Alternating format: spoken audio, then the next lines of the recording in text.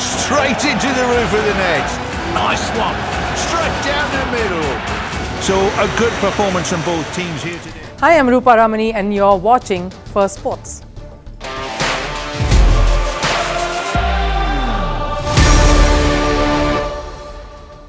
And there's a lot happening in the world of sports. It's quite an action-packed show lined up for you today. So what's in store? The list of the players to go under the hammer at the Indian Premier League auctions is out. We're giving you an explainer which players will get the franchises all excited, who may go unsold. All that you need to know before the auction next week, we'll tell you on the show tonight. The world of football doesn't fail to surprise us time and again. This occasion, it's in Turkey. The league has come to a standstill because violence erupted on the pitch. Fans invaded the ground, the cops came in. The president of the country too has made a statement all after a referee was knocked out. It's been one of the worst incidents in football's recent history. We'll get you all the latest on this.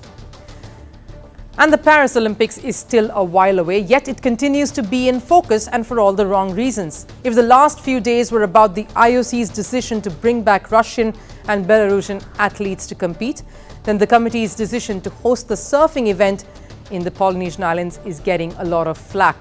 Stick on to know more about why this is a pressing matter. All that heading your way, but first, let's take a look at Sports 360. Lionel Messi's Inter Miami will play Cristiano Ronaldo's Al Nassr next year. The two teams will face each other on the 1st of February. The highly anticipated match will be played in Saudi Arabia's capital, Riyadh. This will be the 37th time that legends Messi and Ronaldo will be going face to face. 1 in 5 players received abuse on social media at this year's Women's World Cup. That's according to a report by FIFA. The study says that women players were subject to discrimination, abuse and even threats. The findings revealed that 152 players were targeted on social media. In cricket, Sri Lanka's new sports minister Harin Fernando has revoked the sacking of the country's cricket board. An interim committee was supposed to be appointed for Sri Lanka cricket after the country's cricket board faced allegations of corruption. In fact, the board was earlier sacked by Fernando's predecessor Roshan Ranasinghe, who himself was fired after he accused the Sri Lankan president Wickremesinghe of planning his assassination. Australian batter Travis Head has been voted the ICC Player of the Month for November. Head played a major role in clinching the ODI World Cup for Australia just last month. He scored 137 runs in the final against India and 62, that was his individual score, in the semi-final against South Africa. This is the first time that Travis Head has won the title of ICC Player of the Month. And Kenya's Faith Kipyegon and 5 others were named the World Athlete of the Year yesterday. The list included America's 100-meter sprinter Noah Lyles. Kenya's Kelvin Kiptum also won the prize in the out-of-stadia category. The other awardees include Venezuela's Yulimar Rojas, Sweden's Mondo Duplantis and Ethiopia's Tigist Asifa. All athletes were awarded during a ceremony in Monaco. Now, fair play is one of the cornerstones of any sport. We know that. A sport would be simply meaningless without rules and the players playing by the rules. And the power to ensure that rests with the umpires or the referees. But what happens when they themselves become victims?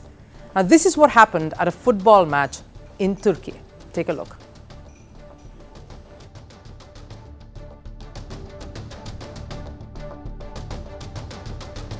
Now, you must be wondering who this man is. His name is Faruk Koka, and he is the president of a Turkish football club. The name of the club, Ankaragucu. As you can see, he believes in a rather hands-on approach to do things. Pardon the sarcasm, but such an act deserves all the scrutiny and criticism. The incident happened during a Super League game yesterday. A Super League is a Turkish domestic football tournament. Ankaragucu, in their home ground, was playing against Rizespor. Ankaragucu was leading 1-0 throughout the entire match, but just when it was about to end, Rizespor scored an equalizer, holding Ankaragucu to a 1-1 tie. The goal came in during stoppage time, or to be precise, in the 97th minute. And after the final whistles were blown, this man decides to enter the field and punch the referee square in his face. It didn't just stop there. The club's fans went on and invaded the pitch and charged towards the referee. The referee was seen kicked in his face as he lay on the ground. Now, his name is Halil Umut Mila. He was struck multiple times. Now, can you imagine that? Someone who is entrusted with maintaining order on the pitch finds himself lying on it, bruised with injuries. Now, Mila is one of Turkey's distinguished referees. He's officiated international games for FIFA. The police had to intervene. He was somehow placated from the angry mob and then escorted to the dressing room. But what just happened? The incident has clearly been a shocker to wake up to. Why should a top official of a football tournament pay the price because a wealthy club president's ego was hurt? And why? Just because of a tied game. The referee had to be hospitalized. He suffered minor fractures, but thankfully, it only was to that extent. Now, referees the world over are always under pressure. We've seen that in football matches everywhere. Any decision gets players all in confrontation mode with the referees. It's a role that is most difficult in a football game. War of words are often exchanged. The referee becomes the center point of any and every disagreement. But rarely does it escalate into something as violent as what we have witnessed. The incident has since then gathered a lot of attention. Ministers raised concerns and questions on the violence that took center stage. And such acts results in consequences. It can't go without any reprimand. So in a move to punish the stakeholders, the league itself has been suspended. As Turkey's Football Federation, we held an emergency meeting until this hour. We have postponed all matches in all leagues indefinitely. Unfortunately, this attack is very unfortunate and shameful for Turkish football. We believe Turkish football doesn't deserve this, and we say enough is enough. Enough. Turkey's Football Federation has given no date of any indication or any sort of indication as to when the league will resume. Board members have openly condemned the attack, as they rightfully should. But is that enough? All those involved should ideally face the music, and not the kind they would like. What's clear as day is that the referee Mila, was just doing his job. To give you an idea of who Mila is and get a sense of his credibility, here is some information about him. Mila is on UEFA's elite list of referees. He's only 37 years old and has been recognized by FIFA since 2017. Now, a referee's decisions are final and binding. It's the final voice in any match. And that ability to take impartial calls is what they, in fact, are hired for. Anyone even contesting that is always penalized. We see cricketers penalized in terms of match fees and even suspended if they so much have gestured their displeasure with an umpire's call. Here, the referee was physically attacked. So who should be held accountable? Who should be actually punished for this league being put on hold? It should be the club president, who lost his cool and went just a bit too far for raining violence on the referee and bringing disrepute to the game.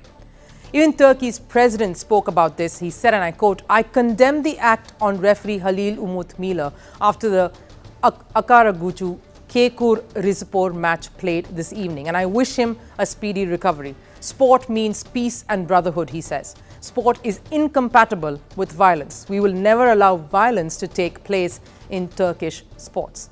The latest developments, of course, is that the club president Faruk Koka has been arrested. He, along with two other suspects, have been taken into custody. What's also come out is that Faruk Koka is said to have threatened the referee, saying the words, "I will finish you." Judicial investigation is underway. The opponents, of course, Rize Sports, has expressed support for the referee. They wished Mila a speedy recovery. But this brings a sport like football and the rowdiness associated with it to the fore once again. Last week, we spoke about the dark side of this beautiful game, and this is yet another chapter. But will Turkish football be quick enough to recover from this horrific incident? An incident like this is bound to have a domino effect. No doubt there will be repercussions to this shameful moment, as we are witnessing, because this punch is going to take more than just a band-aid and some antiseptic to fix. Now, the Indian Premier League has announced the players that will go under the hammer in the mini auction on the 19th of December. The total number is a grand 333, pruned from an initial list of over 1,000 players. That's the number of players up for auction. Now, despite this being a mini auction, few things are certain. There are some exciting names that are bound to get some bidding wars going between the 10 franchises across the tables in Dubai. And like earlier auctions, this one could also see some fast bowlers raking in the money. The auction is being held outside India for the first time. So who are hot and who might not have many takers? Going by the requirements and the purse limits. Here's a roundup of all that you can expect at the IPL auctions over the next week. First things first, the auction will begin with capped players, starting off with the batters, followed by the all-rounders, the wicket-keepers, fast bowlers and spinners in that order. The same sequence of roles will be followed when it comes to uncapped players as well. Let's look at who's hot among the capped players first. Undoubtedly, the Aussies should get some eyeballs from most of the franchises. They just won the ODI World Cup in Indian conditions, and a few proved to be super match winners, getting their team across from improbable situations. So, like it or not, players like Travis Head, Pat Cummins and Mitchell Starc will garner some interest. Fast bowlers have always attracted attention, so that could apply to some of this lot as well, like South Africa's Gerald Coetzee, or some Indians like Umesh Yadav, Shardul Thakur and Chetan Sakaria. With the impact player rule coming in, there will be that hesitation in investing in an all-rounder, and that too a foreigner.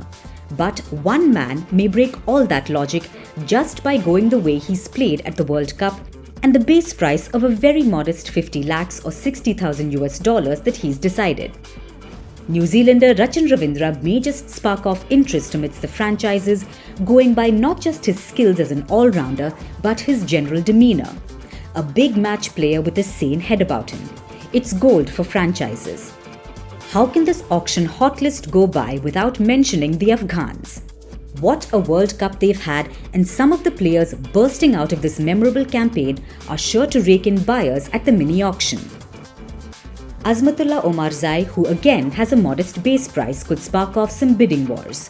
So too is the 16-year-old mystery spinner Allah Ghazanfar. Speaking of uncapped players, Shah Rukh Khan is back in the pool, so there may be some interest for him. But again, it all depends on when certain players appear and the purse that's left at this point.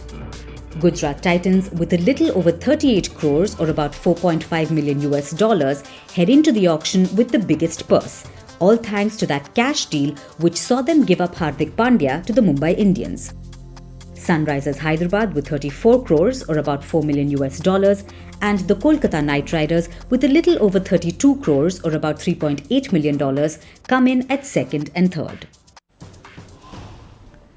Now, the anticipation and excitement is building up for the upcoming Olympics that are scheduled to take place next year. Now, even though the Games are more than 6 months away, a wave of controversies have already surrounded it.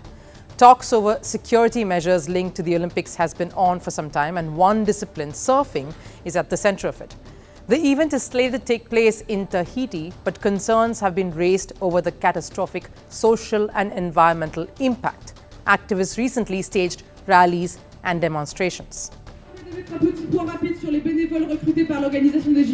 Nous avons décidé de ne pas participer à la casse sociale et au désastre écologique et accompagnons les participants à l'extermination de toute forme de vie. Autant le faire en beauté. Protesters, of course, lying down on the street and pretending to be dead. They're calling this the die-in protest.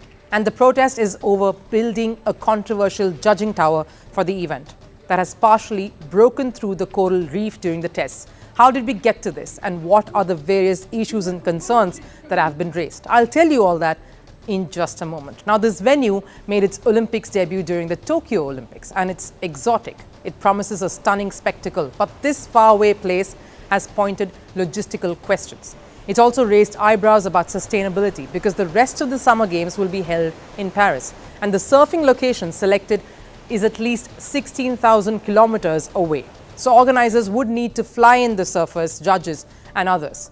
The additional concern, of course, is about the carbon footprint. Paris organizers had initially stated their ambition to reducing it by half. But going by this plan, there is no way that is possible. The other concern is the place where the surfing event is supposed to take place. The spot where the surfers will finish the race is situated such that it breaks offshore. In other words, it is not a feasible location for the event to take place smoothly. Because of this, the judges will have to sit in a certain spot to judge the surfers. So the organizers' plan is to put them and the cameras onto an aluminium tower. Unfortunately, that tower is attached to the reef, which is becoming a massive red flag that environmentalists have raised. Now, they fear that the placement of the tower will harm the coral reef and hence the marine life.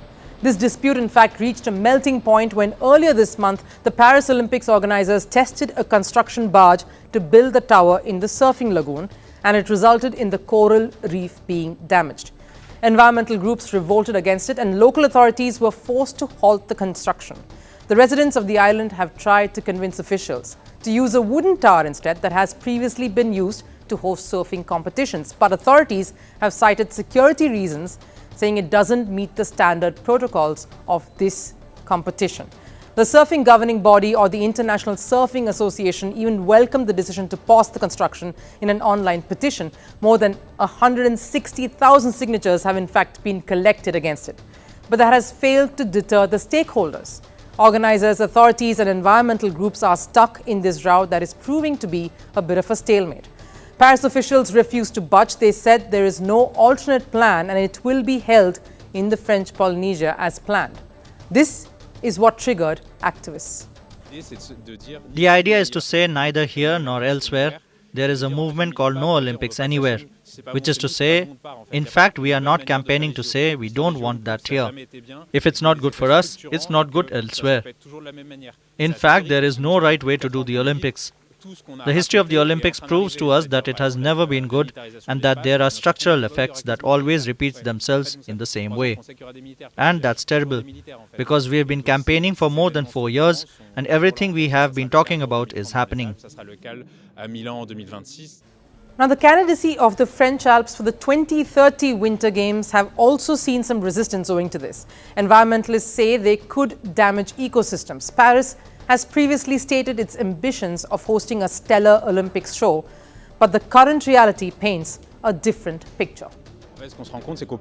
What we realize is that the more you look into the Olympics, the more we realize that it is a classist, racist event which only serves a small minority of people who are the most fortunate.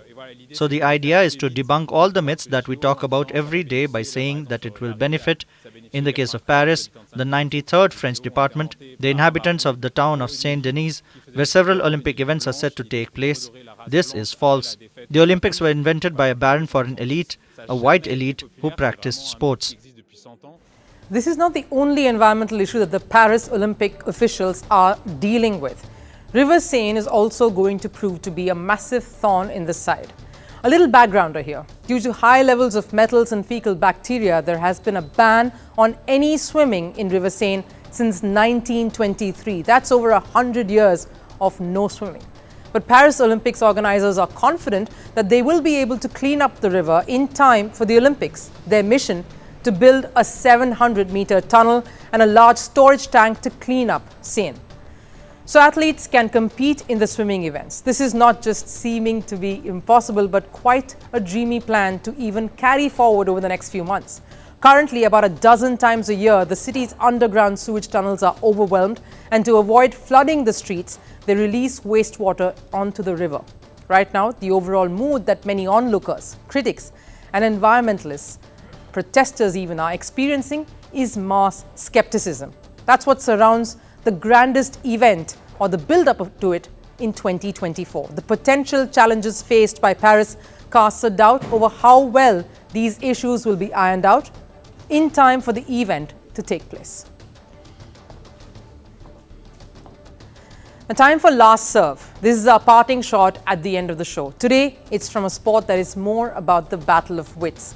One grandmaster from Cuba breaks world record by playing 32 matches. No biggie, you think? Well, 32 matches simultaneously. Rather entertaining that. Take a look.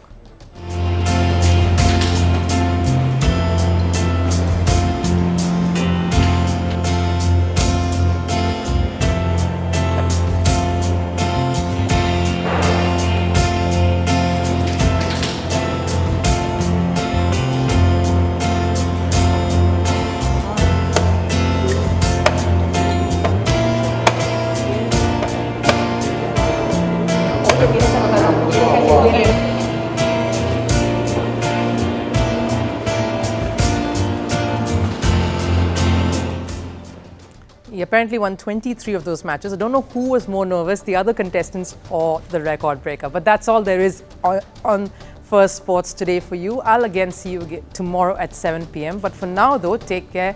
Goodbye.